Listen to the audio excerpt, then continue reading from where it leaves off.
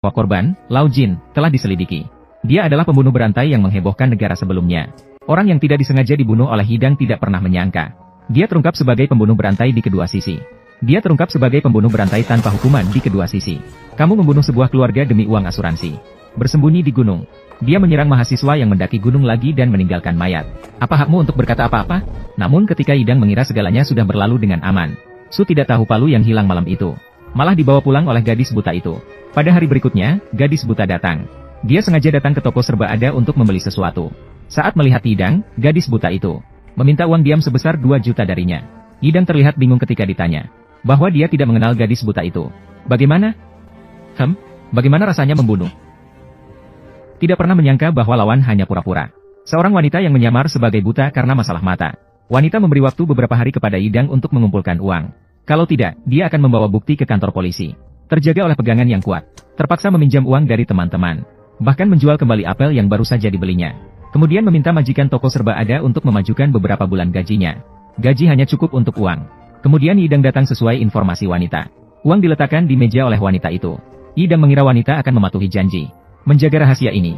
Tapi tak disangka, setelah menghitung uangnya, dia berubah pikiran dan meminta Hidang memberikan 2 juta setiap bulan. Ini sudah seharusnya, kenapa masih ditanya? Orang yang punya sedikit akal pasti tahu. Aku tanya, apakah kamu gila?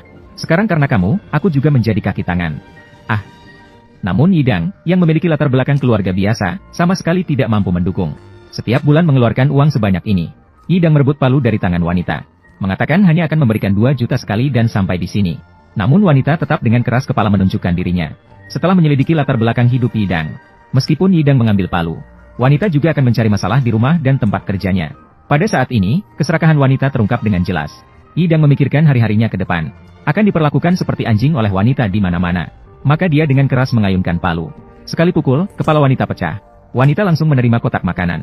Melihat wanita sudah terjatuh dan tidak bisa bangun, Hidang segera mengambil uang tunai di meja dan palu sebelum pergi. Namun dia sama sekali tidak menyadari bahwa dia lengah. Meninggalkan sidik jari di kunci pintu. Beberapa hari kemudian, tukang susu menemukan susu di depan pintu. Barang-barang yang tidak pernah diambil terus menumpuk. Maka dia memanjat tembok untuk melihat apa yang ada di dalam. Namun pemandangan di dalam membuatnya terpaku. Maka pria itu segera menelepon polisi. Mereka melakukan pemeriksaan menyeluruh di dalam rumah. Namun anehnya, polisi tidak menemukan sidik jari yang jelas atau jejak kejahatan apapun. Ternyata darah yang keluar setelah wanita itu meninggal menarik perhatian anjing cerdasnya. Anjing itu mengira itu makanan yang diberikan oleh pemiliknya. Lalu menjilati jejak darah di seluruh rumah.